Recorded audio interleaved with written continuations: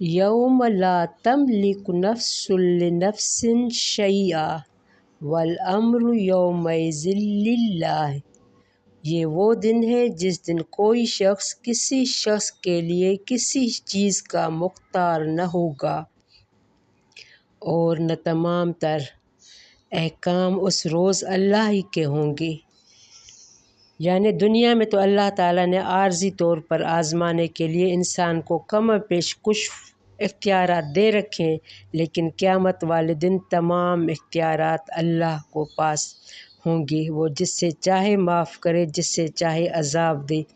حتیٰ کہ آپ صلی اللہ علیہ وآلہ وسلم نے بھی اپنی پھوپھی حضرت صفیہ اور حضرت بی بی فاطمہ کو فرمایا کہ لا املک لکم من اللہ شیئا، اس دن میں کسی چیز کے لیے مالک نہیں ہوگا۔